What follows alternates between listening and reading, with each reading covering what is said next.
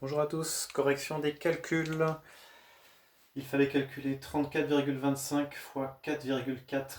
Je vous avais dit, il faut aligner les virgules. C'est ce que j'ai fait là. Pour que ce soit plus simple à présenter, pour pas qu'il y ait d'ambiguïté, je vous avais conseillé d'ajouter des zéros, même si ça rajoute quelques calculs, c'est mieux. C'est parti. Donc, le principe, c'est qu'on oublie les virgules et qu'on fait nos calculs comme d'habitude. On va faire 0 fois tous les chiffres. Ensuite, sur la deuxième ligne, on fera 4 fois 5, 4 fois 2, 4 fois 4, 4 fois 3. Et sur la troisième ligne, 4 fois 5, 4 fois 2, 4 fois 4, 4 fois 3. Je peux tout de suite commencer par faire ceci. Alors, on va essayer d'aligner tout ça. Voilà, comme ça. Je suis sûr de ne pas me tromper. Allez. 0 fois tout ça. Ah, ça fait 0. Je peux l'écrire là, je peux l'écrire là. Bon. Allez. 4 fois 5, 20. Je retiens 2. 4 fois 2, 8. Et 2, 10. Je retiens 1. 4 fois 4, 16. Et 1, 17. Je retiens 1. Et 4 fois 3, 12. Et 1, 13. Pour finir ce 4 là, 4 fois 5, 20. Ça va nous donner les mêmes résultats.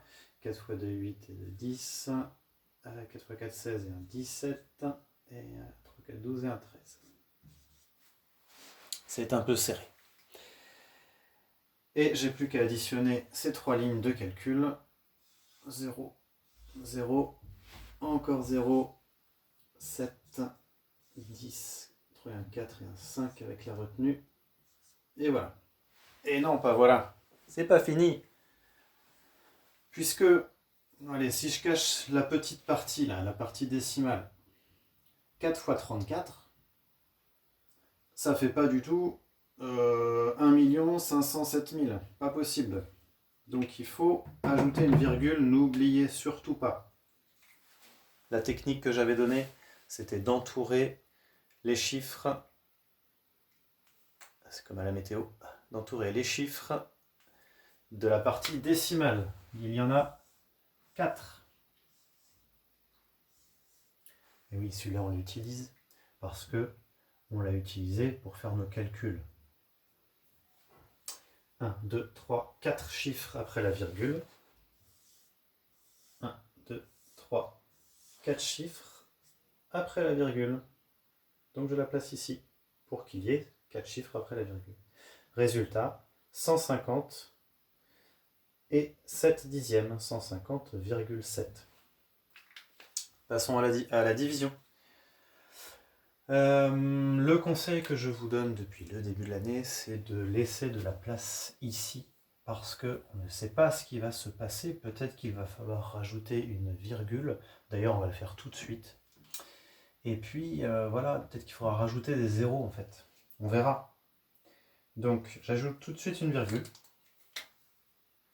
Voilà.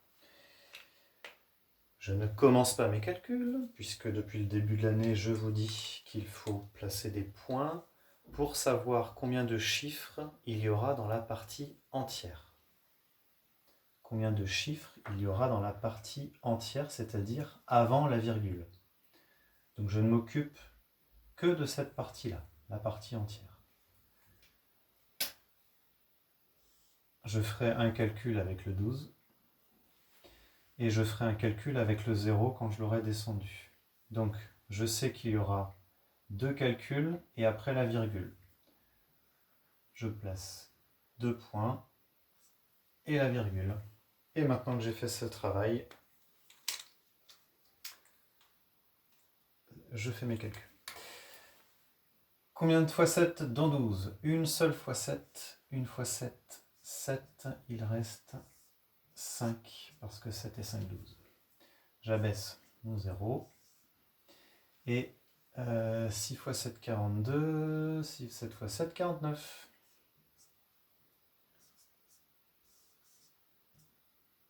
Il reste 1. Ah, Donc en CM1, on s'arrêtait là. On disait que 120, c'était 7 fois 17 et qu'il restait 1. Mais on va continuer. Je vous avais dit qu'il fallait aller jusqu'au centième. Donc, il va y avoir des calculs. Et une fois qu'on aura un reste au niveau des centièmes, ici, on s'arrêtera. Bon, on n'y est pas tout de suite. Cette unité, on va la casser. Une unité, ça fait 10 dixièmes. 10 dixièmes partagé en 7, ça fait un seul dixième. 1 fois 7, 7, il reste 3. Est-ce qu'on voit bien avec les lumières? Ouais. Ces 3 dixièmes, je peux les partager, puisque 3 dixièmes, c'est aussi 30 centièmes. Allons-y. Combien de fois 7 dans 30? 4 fois 7, 28. Il reste 2. Je pourrais continuer, mais mon professeur m'a dit « Arrête-toi au centième ». Je suis bien dans la colonne des centièmes. J'ai fait mon calcul. Il reste 2 centièmes.